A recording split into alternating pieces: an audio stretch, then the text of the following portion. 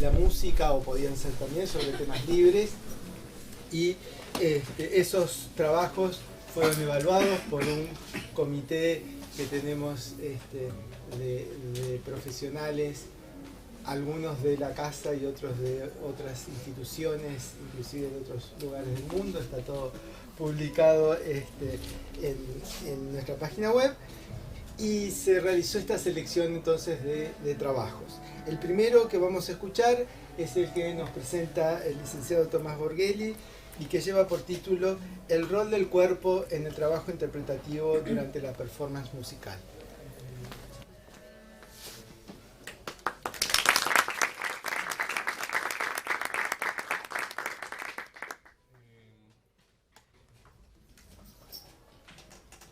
Bueno, muchas gracias Ramiro por la presentación, muchas gracias a Luis Naola por la organización, y muchas gracias Fabio por la ponencia que hiciste antes.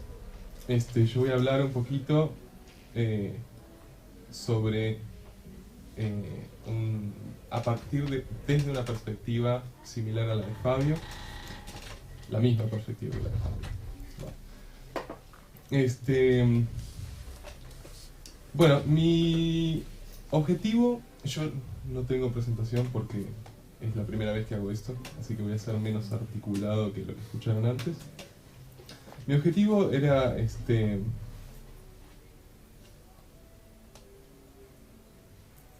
encontrar una alternativa a el análisis musical, el análisis tradicional, que me diera herramientas para entender intuiciones que yo tenía al momento de tocar, al momento de interpretar, y que no encontraban respuesta a partir de estos enfoques.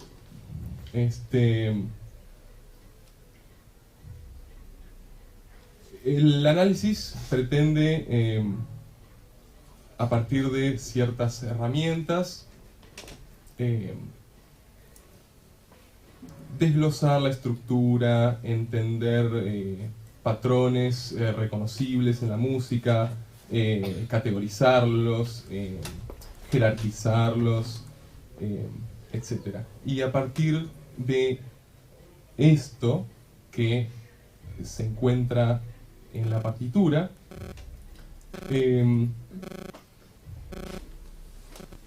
a partir de esto decir que entendemos de esta manera lo que tocamos, o que eso que encontramos en la partitura es lo que luego utilizamos para tomar nuestras decisiones interpretativas en el momento de la performance. Una perspectiva corporizada de entender estas cosas pretende utilizar al cuerpo como objeto de estudio, al cuerpo desarrollándose en el ambiente, y eso plantea ciertos desafíos. Por ejemplo, que el cuerpo no solamente trabaja con los procesos auditivos, a partir de procesos auditivos, sino que es multidimensional, y todas estas dimensiones funcionan en simultáneo. No solamente trabajamos sobre los procesos auditivos, sino que también funcionamos con procesos motrices, multisensoriales, y por supuesto nuestra propia subjetividad y la subjetividad de las personas con quienes nos relacionamos. Para empezar, quiero explicar tres conceptos sobre los que se construye mi presentación.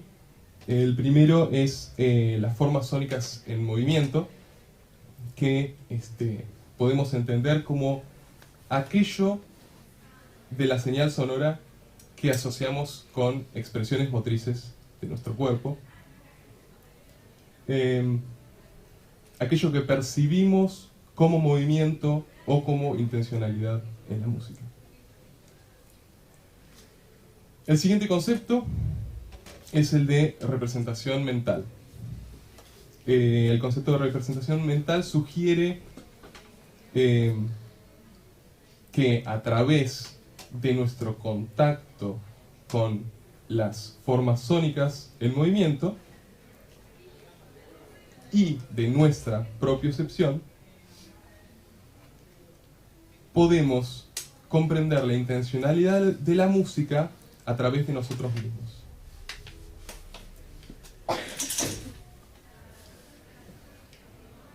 A través de nuestras propias concepciones de movimiento y de cómo nosotros percibimos y entendemos nuestro movimiento, hacemos representaciones sobre el movimiento y la intencionalidad de la música. El tercero es el de articulación corporal, que es la representación física de la intencionalidad de la música en nosotros mismos. O sea que son expresiones gestuales de la emoción, de la emocionalidad presente en la música, o en realidad de los afectos que la música nos transmite. Bueno, a partir de estos tres conceptos se construyen las dos cosas que voy a plantear ahora, que son dos maneras de entender cómo nos relacionamos con la música. La primera que planteo es la de imitación. La imitación se da entre los movimientos y la intencionalidad de la música y nuestros propios movimientos expresivos. La música transmite afectos, nosotros los traducimos a emociones, y estas emociones están relacionadas con ciertos grupos musculares. Entonces esta imitación es una proyección física de nuestra percepción. Y hay tres tipos de imitación. La primera es la sintonización. Cada uno de estos tres niveles de imitación tiene un nivel distinto de compromiso con la música y con lo que estamos percibiendo. La sincronización se manifiesta como una tendencia a realizar movimientos similares o iguales. El ejemplo es batir el pulso. Eso. Este es como el nivel más básico de imitación. Luego, con mayor nivel de compromiso, está la entonación. La entonación está generalmente relacionada con elementos reconocidos de la teoría de la música, como son la melodía, la armonía, el ritmo, etc. Un ejemplo es la entonación vocal. La entonación vocal no es lo mismo que cantar, sino que a lo que me refiero es a una actividad de la persona que percibe la música en donde los músculos que utilizaríamos para cantar se ven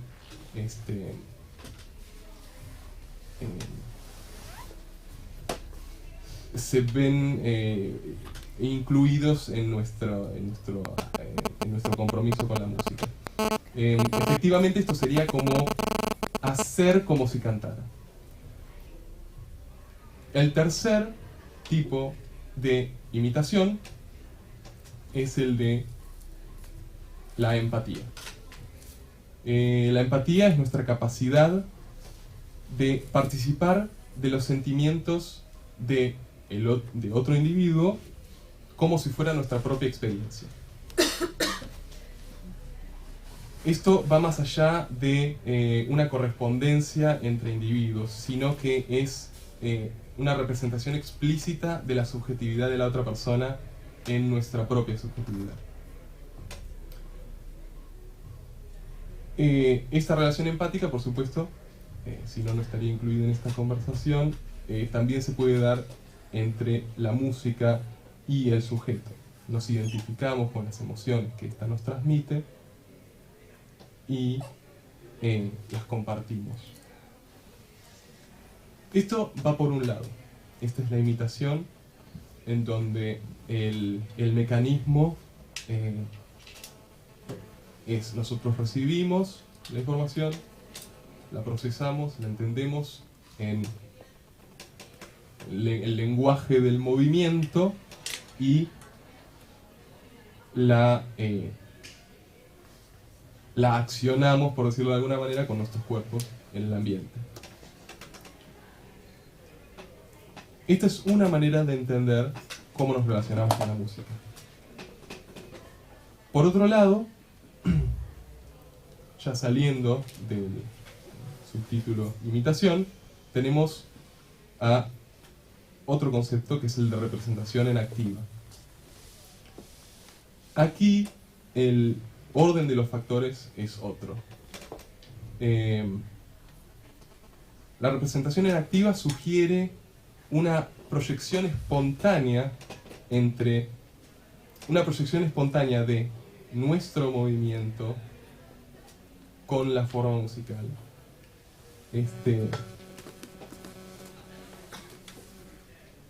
Tras la cual nosotros representamos la música a través de nuestro gesto.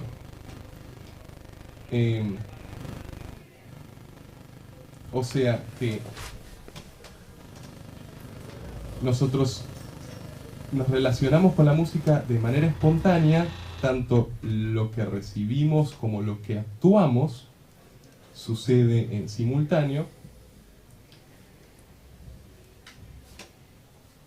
y esa ya es nuestra representación de, bueno, del movimiento musical. Esto, la analogía que se me ocurrió para representar este proceso es el de la cajita con las distintas formitas, un cuadrado, un círculo, y uno lo que está buscando, por supuesto que no funciona así, pero simplemente para hacer, es encontrar que coincida, y a partir de esta coincidencia entendemos lo que está sucediendo en la música. Ya no es entendemos lo que sucede y lo actuamos, sino que a partir de nuestro actuar entendemos lo que sucede en la música. Bueno, con todos estos conceptos, ¿en qué nos ayuda esto a entender mejor el trabajo del intérprete? Y para esto necesito introducir uno de los conceptos de los que habló Fabio, que es el de situacionalidad. Situacionalidad podemos explicarla como un constante cambio en el ambiente en el que nos desarrollamos. También podríamos decir que el constante cambio está en nosotros mismos. En fin, es el constante devenir del presente al cual nos adaptamos constantemente.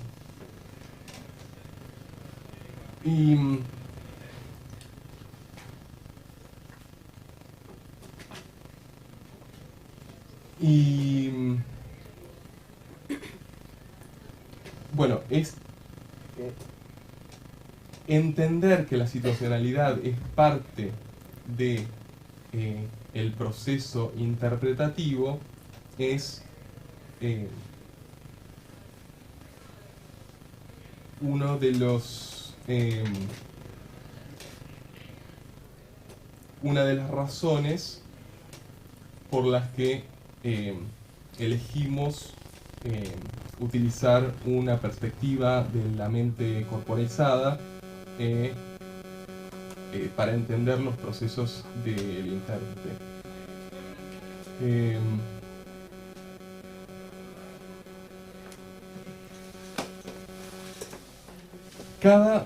A partir del concepto de situacionalidad, cada performance musical va a ser única.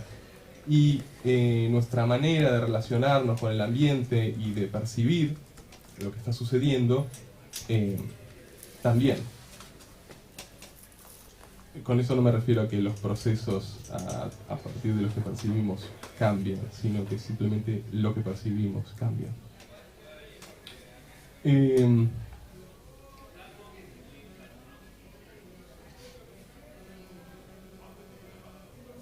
Como todos los conceptos que vimos antes están relacionados con el ambiente, el concepto de situacionalidad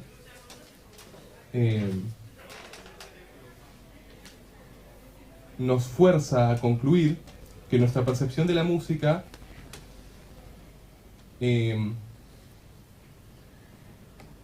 va a cambiar en cada nueva situación, en cada nueva oportunidad. Y esto que implica, en relación a lo que dije al principio, de que yo tenía ciertas intuiciones que el análisis no me permitía dilucidar.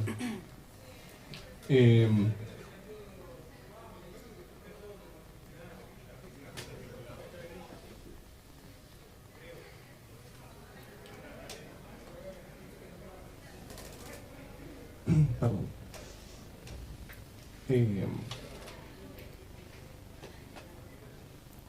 Bueno, como estamos en constante cambio, la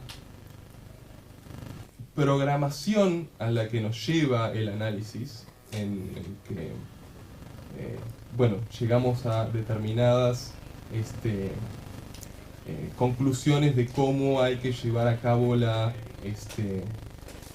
performance para y que condiciona nuestra interpretación de la música.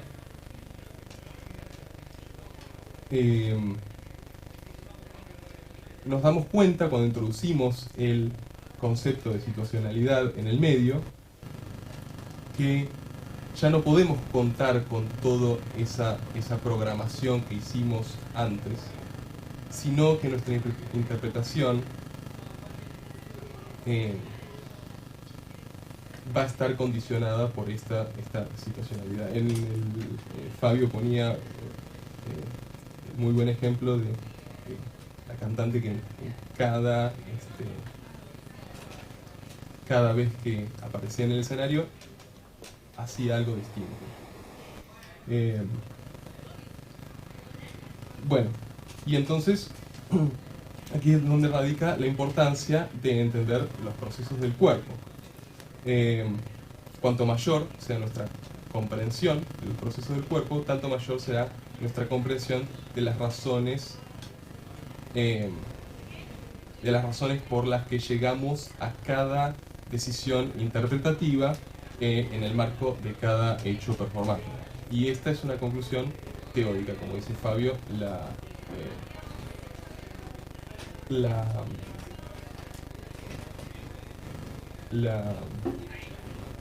se llama?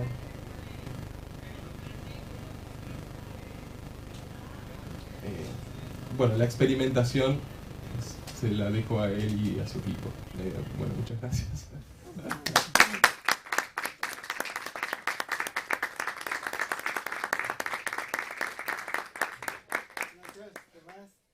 ¿Tenemos alguna pregunta? Sí, Claudio. Porque va a ser, creo que por los tiempos que tenemos va a ser la única. Tenemos una pregunta por trabajo. Bueno, quería preguntarte porque el tema de, bueno, nosotros tenemos una materia que estamos viendo que es psicología educacional, que bueno, justamente está hablando, siempre hablamos sobre Skinner, por ejemplo, en psicología educacional, y la otra vez hablábamos que había términos que son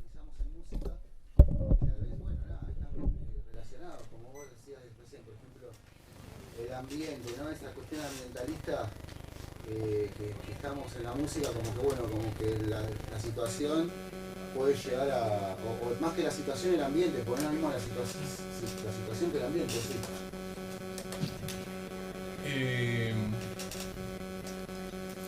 No estoy familiarizado con la separación de las dos palabras, Claro. como para... Claro, bueno, porque en ese sentido, viste, como nosotros estamos viendo las teorías de Skinner, todo esto lo que yo interpreto es como que, bueno, que de acuerdo a los estímulos que tenga como intérprete o como oyente, digamos, como público, va a estar determinada toda una carga emocional diferente en cada situación. Sin embargo, hay músicos que generan otro tipo de ambiente porque mantienen, digamos, por alguna razón, estimulan para que vayas para un lado, digamos. Ahora yo no me queda claro este tema de si está mal o bien el tema digamos, del conductismo en este aspecto, ¿no? Porque si es una cuestión ambientalista, donde estamos más que nada influenciados por los estímulos y en base a eso nos pasa todo lo que tenemos en la interpretación musical, la escucha, todo. Entonces, bueno, nada, yo la relaciono un poco a esto, nada más. Porque lo que preguntaba si era lo mismo que el ambiente de la situación. Digamos que no podemos separarnos del mundo.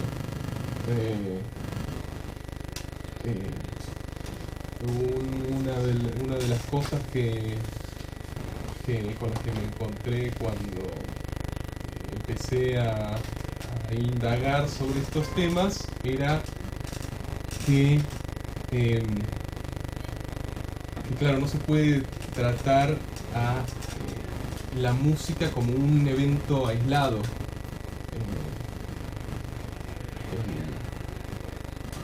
En la música estamos todo el tiempo presentes nosotros y están todo el tiempo presentes, o sea, nosotros, los intérpretes, está todo el tiempo presente el oyente, está todo el tiempo presente lo que sea que pase alrededor. Y bueno, como vos decís, estamos condicionados a reaccionar a todo eso, sea cual sea el mecanismo real que utilizamos.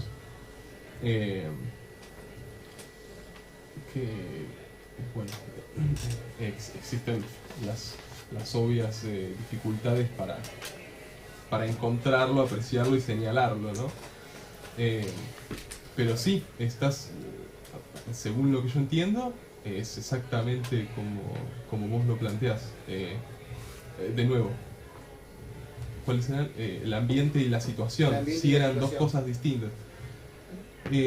O sea, si las tenés conceptuadas como dos cosas distintas, o lo mismo, ¿no? En realidad suena a que, y espero no estar metiendo la pata, suena a que la situación se desarrollaría dentro del ambiente, pero eso yo no sé si es un juego del lenguaje que me lleva a llegar a esa conclusión. Sí, tal vez como lo que decía Fabio de la dialéctica, todo eso que se va entrelazando, que se va construyendo de alguna manera. Exactamente, en algún momento empiezo a hablar y ya no sé si... sí, estoy diciendo lo que pienso o estoy pensando por lo que digo y estoy entendiendo por lo que... Ahí es que en realidad al final no hay separación entre las cosas, todo pasa al mismo tiempo. Pero bueno, en realidad creo que no sé cómo responder a tu pregunta. No, yo le preguntaba también porque, bueno, es como una cuestión, digamos, donde la música sucede, nos influye y qué sé yo, y uno dice, bueno, ¿qué? ¿Esta música es romántica o por qué? De acuerdo a lo que decía vos, las subjetividades de todo. Pero bueno, también con Julio habíamos visto la materia de él que dice teorías estéticas,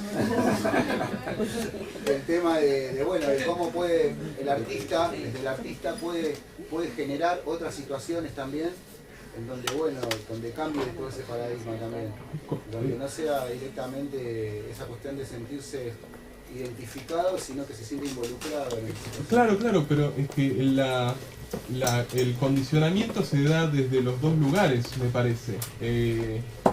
No solamente es el ambiente sobre nosotros, y el ambiente es lo que rige todo y lo que nos dice qué es lo que tenemos que hacer. Nosotros con lo que hacemos también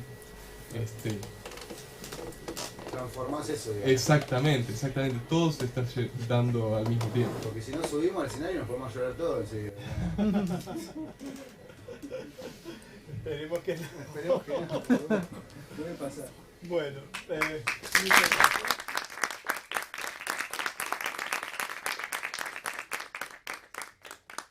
vamos a seguir también con el desafío de recuperar un poquito de tiempo.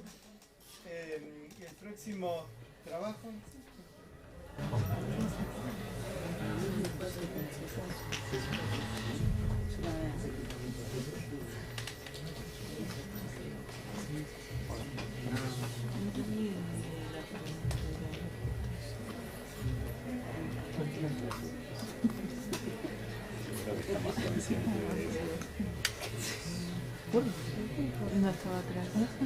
Entiendo que estamos acá arreglando si la presentación que yo voy a utilizar se ve en la transmisión del Zoom, así que en eso estamos.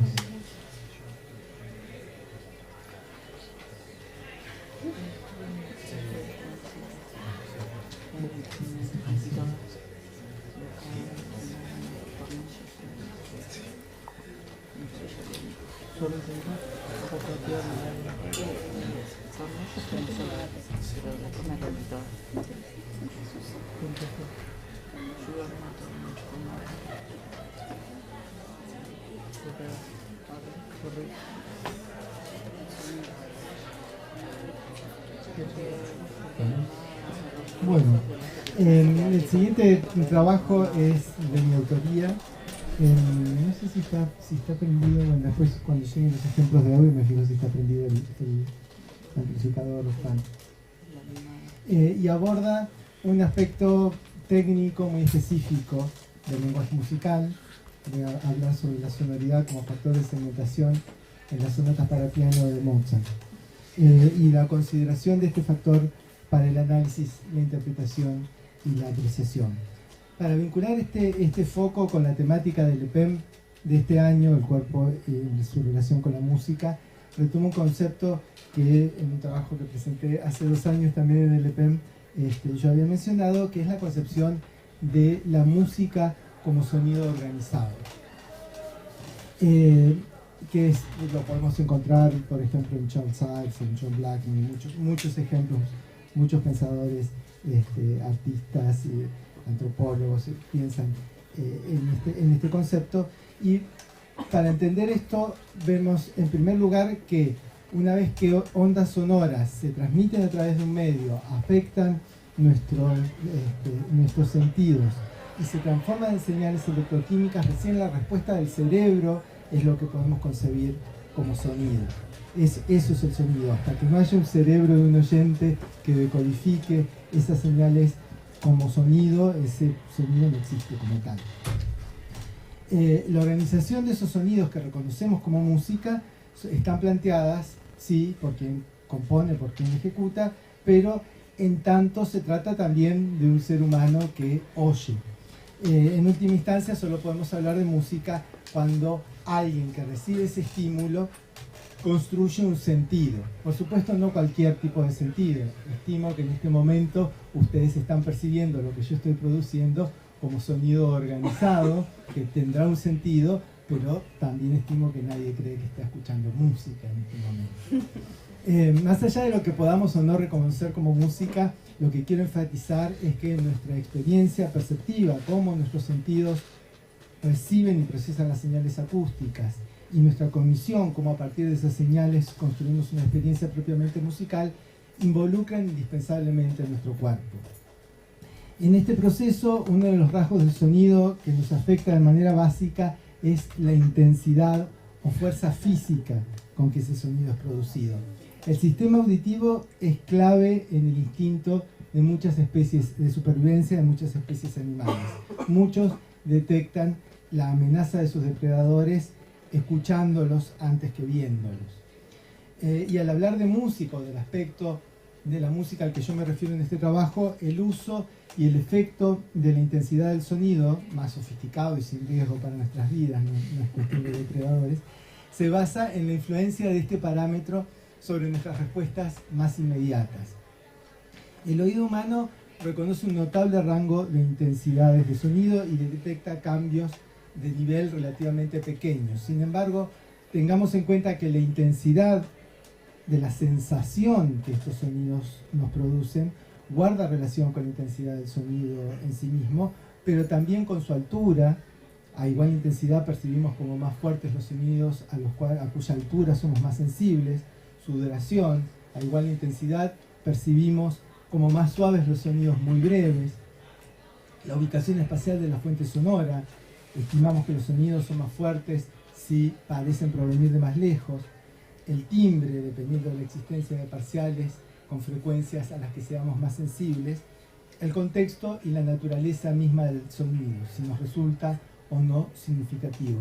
Todo esto hace que medir el nivel de la sensación de intensidad sea algo extremadamente complejo. ¿Con qué escalas? ¿Con qué instrumentos? Existen, pero hay bastante debate al respecto.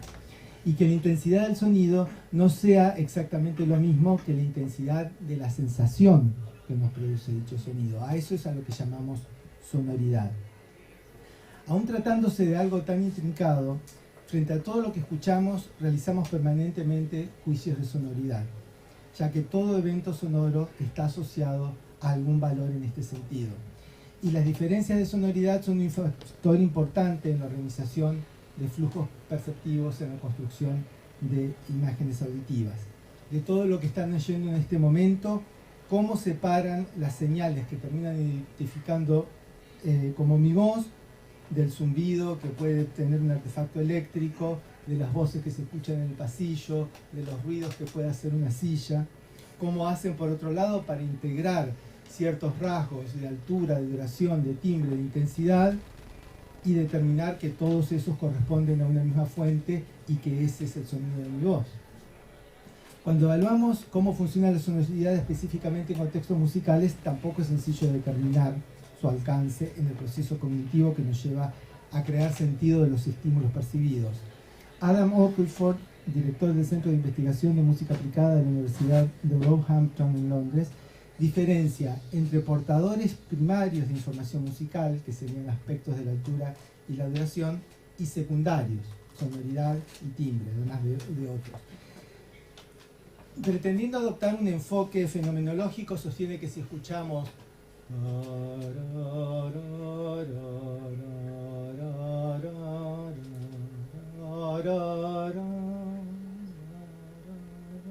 o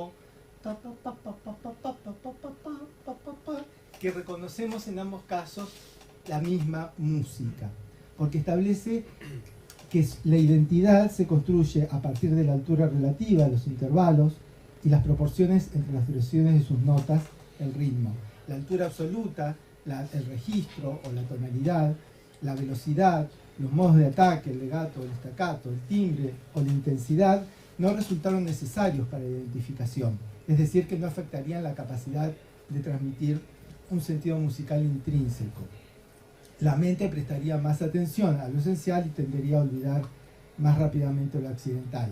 También Fred Lerdahl y Ray Chakendorf, hablaba antes Fabio de Ray Chakendorf, que examina la manera en que organizamos la música en su teoría generativa de la música tonal, o Irene Deliech, una música y cognitivista belga especializada en el estudio del procesamiento de los estímulos musicales, David Temperley, compositor, teórico musical, cognitivista e investigador de modelos computacionales que pudieran aplicarse a las representaciones mentales de la música. Todos ellos consideran que la altura y la duración resultan más influyentes que el timbre y las articulaciones o las dinámicas al momento de organizar o segmentar la música que intentamos comprender.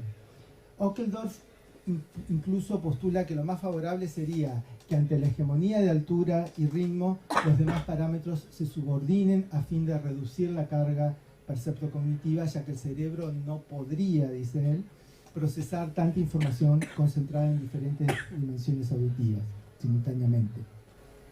El autor llega a sugerir que esto ha sido comprobado por los compositores del serialismo integral, advirtiendo que las resultantes acústicas de las obras de Pierre Boulez, por ejemplo, en las que cada mínimo aspecto está controlado, escuchamos sonidos inconexos repartidos dentro de un amplio rango de valores, de altura, duración, intensidad, en un contexto de permanente cambio y contraste semejante al de la música aleatoria de John Cage. Habría como una saturación cognitiva en ese punto.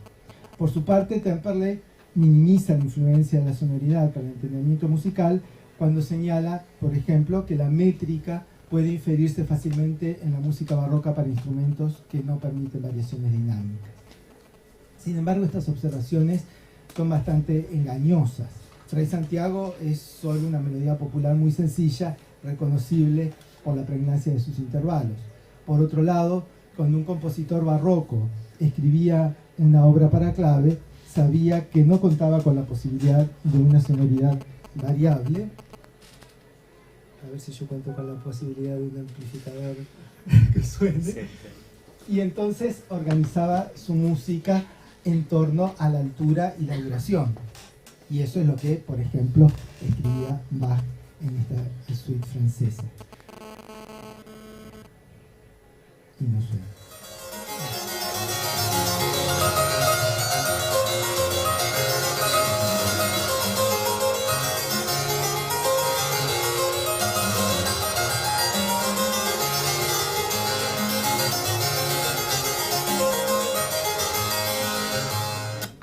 Incluso cuando el instrumento para el que componían podía hacer matices, el compositor solía anotar solo altura y duración y el intérprete deducía cómo manejar las dinámicas con el mismo sentido que proponían los diseños, ascendentes o descendentes, las armonías, suspensivas o resolutivas, los patrones repetitivos o conducentes hacia otro momento del discurso o los ritmos.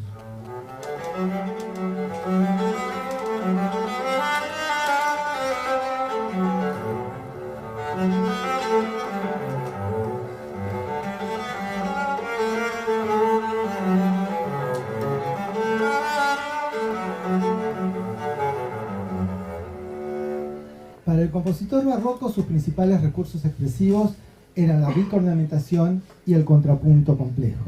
Pero el nacimiento de la ópera durante este periodo y su evolución llevaron al clasicismo a una búsqueda estética de texturas más transparentes, un estilo más homofónico, con mayor énfasis en inflexiones y contrastes expresivos, por lo que sus compositores hicieron uso diferenciado de mayor número de parámetros. Así, en la obra de Mozart, particularmente la que destina al piano, encontramos no solo indicaciones de altura y duración, sino también modos de ataque y articulación, diversidad de texturas que condicionan la manera en que se estructura la obra y una minuciosa determinación de las intensidades. Además, tal como veremos en unos minutos, en general estos 5 aspectos no funcionan de manera convergente, sino divergente. Recordemos también que en las sonatas para piano escritas entre 1775 y 1789, Mozart estaba componiendo para un instrumento relativamente nuevo, creado por Bartolomeo Cristofori aproximadamente en 1710, para el que las primeras obras que se registran son las sonatas de Lodovico Giustini de 1732. En este contexto es especialmente sugerente considerar el nombre original del instrumento, clavicémbalo col piano e forte, precisamente la búsqueda de distintas intensidades de sonido en un instrumento de teclado es lo que llevó a la invención de este instrumento, y esa característica resultó un rasgo distintivo. Además de que en el pianoforte, tal como lo conoció Mozart, a diferencia de lo que sucede con el piano moderno, también hay una diferencia tímbrica notable entre el ataque de un forte, que tiene todavía ese filo más semejante al cémbalo, y los ataques en el piano, que son mucho más suaves y sedosos. A lo largo de la historia, compositores y fabricantes de instrumentos se desafiaron siempre mutuamente en la búsqueda de nuevas posibilidades expresivas, y el grado de detalle que encontramos en las indicaciones de intensidad que incluye Mozart, particularmente en sus sonatas para piano más tempranas, debería ser una peculiaridad cuyo estudio valga la pena profundizar. Veamos algunos ejemplos de la incidencia que la sonoridad tiene en la segmentación y por ende en la posibilidad de comprensión de la música de Mozart en la sonata en re mayor, que es el 284. Si nos encontramos con el siguiente ritmo, ¿cuáles serían las alternativas de segmentación? Más bien ninguna, porque es todo muy homogéneo. Si a ese ritmo le agregamos estas articulaciones, ya podríamos discriminar por un lado las notas sueltas, por otro lado las ligadas. Sería una posible configuración. Si especificamos ahora la textura, diferenciando lo que sucede en los distintos estratos, podríamos establecer otro criterio de organización. En la mano derecha, que es mano derecha, mano izquierda, está sintetizado de esa manera. En la mano derecha la separación, el silencio y el aumento de la densidad polifónica parecerían aclarar el punto de limitación entre dos unidades formales. Pero ¿qué sucede con la mano izquierda? Agreguemos la altura, se confirma lo que decíamos en la mano derecha, pero una vez la mano izquierda nos plantea ciertas dudas. ¿Dónde comienza esa segunda unidad? Con el pedal de octavas, con las notas ligadas, que sería el mismo punto, con la entrada de la mano derecha, una corchea antes donde empieza la ligadura.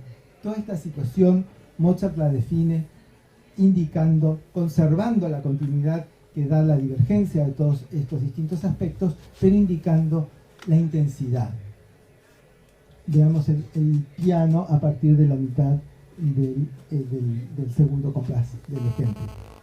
Entonces, la primera unidad formal se caracteriza por una permanencia en el forte, mientras que la segunda se inicia con el piano y el efecto de la sonoridad es inmediato y clarísimo.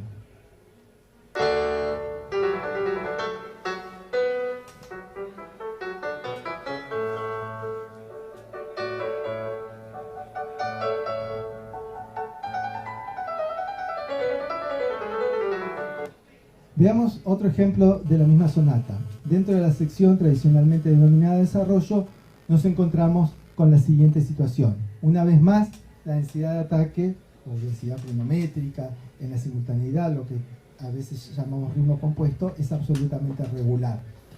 Aun si diferenciamos por estratos, la duración nos presenta un aspecto absolutamente homogéneo.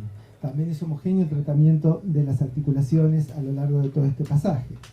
Al considerar las alturas vemos inmediatamente que es un modelo de un compás transpuesto una tercera abajo, vuelto a transponer una tercera abajo, pero al final de esa segunda transposición cambia un intervalo. En lugar de una cuarta tenemos una segunda. Y en la última transposición la segunda resulta ascendente. El cambio se percibe recién cuando cambia ese último intervalo entre el tercer y el cuarto tiempo. Pero el modelo empieza en el primer tiempo de cada compás. ¿Cuándo se percibe que ha habido un cambio y que por lo tanto se organizan unidades diferentes? Mozart lo define otra vez por medio de la sonoridad.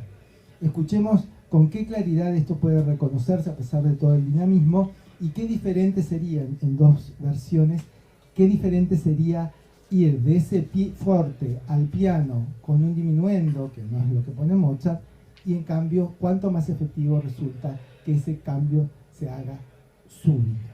En el ejemplo, para ir contextualizando, tomo de unos compases antes.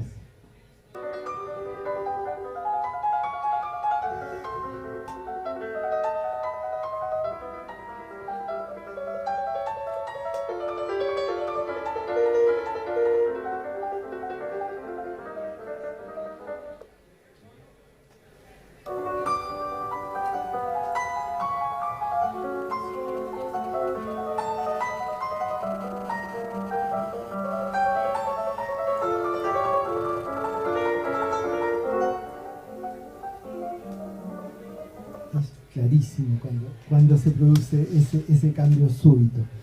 En el desarrollo del primer movimiento de la sonata en do mayor, que es el 279, vemos la típica organización de una transición: densidad de ataque alta regular y secuenciación de breves modelos.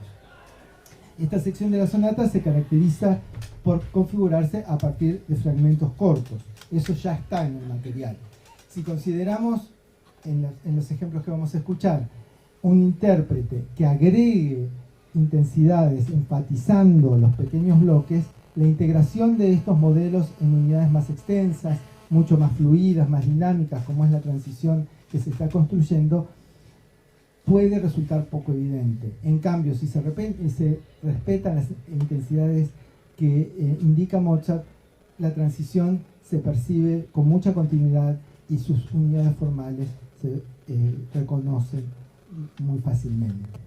Y aquí tenemos, bueno, está un poco fuera de foco, pero todos los circulitos rojos son puntos en los que Mozart indica cambios de intensidades. Un ejemplo entonces en el que se enfatizan excesivamente, por lo menos para lo que anota Mozart, los modelos sería este.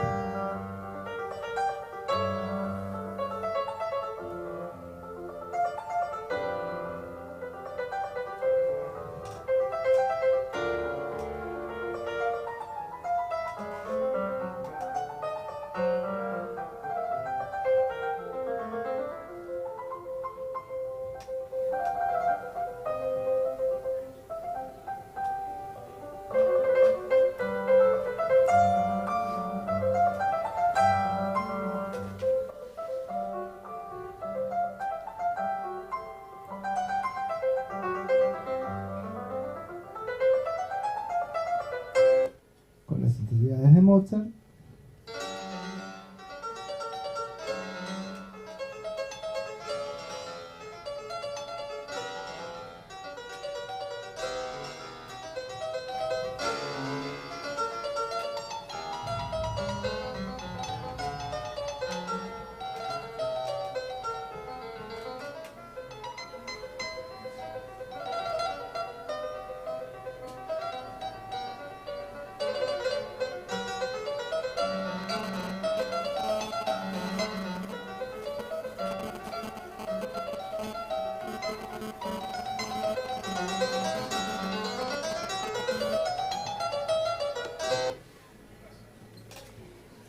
El último ejemplo es el de la exposición del segundo movimiento de la sonata en fa mayor, que es el 280. Bueno, el segundo movimiento está en fa menor.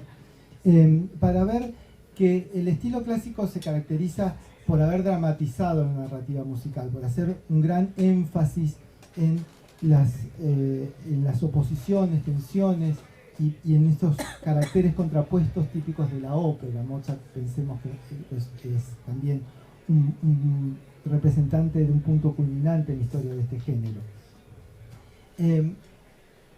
Si consideramos las intensidades que indica Mozart, vemos, no se ven mucho acá. A ver, ¿qué tenemos? Se ve bastante poquito. Acá tenemos un forte, un piano, forte, piano, forte, piano, forte en esa última corchea, piano, forte, piano, forte, piano, forte, piano, forte, piano, forte, piano, forte, que no estoy viendo dónde, pero ahí termina, no me estoy reconociendo, acá. Bueno, si se respetan esas intensidades, el efecto es mucho más tenso, mucho más dramático, con estas contraposiciones que se generan. Si en cambio se modifican esas intensidades o aún se agregan reguladores que van haciendo desaparecer o minimizando los contrastes, el resultado pues podemos considerarlo expresivo, pero ya es otro carácter, otro clima, y diría que no tiene que ver con el estilo tampoco. Consideremos primero este que no tendría que ver con el estilo, y luego sí, una versión que respete las intensidades de Mozart. Por tiempo no sé si vamos a poder escuchar el ejemplo completo, pero aunque sea un fragmento.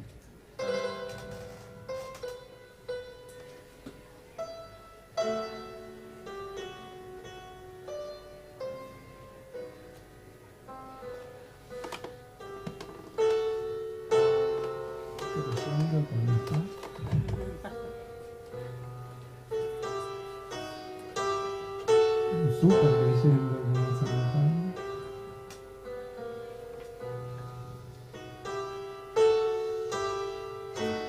Un fuerte anticipado. Un súper diminuendo.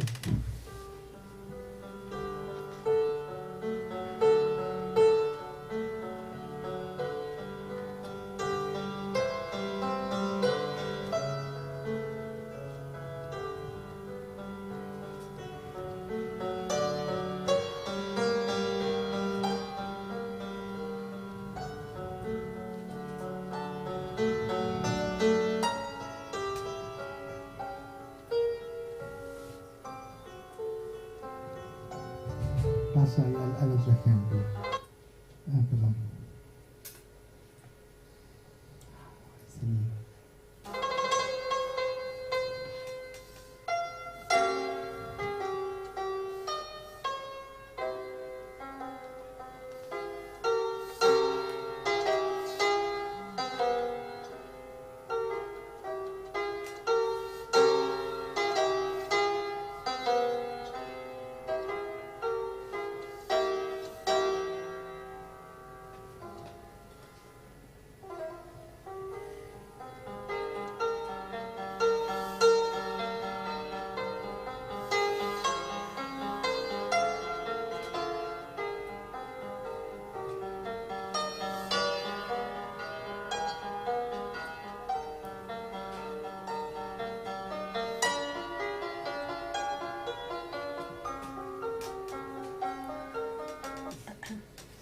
La fidelidad de la partitura puede ser una idea debatible, algunos la defenderán apasionadamente, otros la desestimarán. Sin embargo, valorándole el espacio del intérprete para su actividad creativa, y yo creo personalmente que es muy amplio sin necesidad de descartar o ignorar lo que propone el compositor, sería interesante estar atentos a lo que un compositor indica, preguntarnos qué podría significar, qué sentido tendría esa propuesta en el contexto de su propia época, y nunca perder de vista que entendemos la música desde los recursos de nuestro cuerpo para procesarlo, desde los sentidos, desde el sentido de nuestros propios sentidos. Muchas gracias.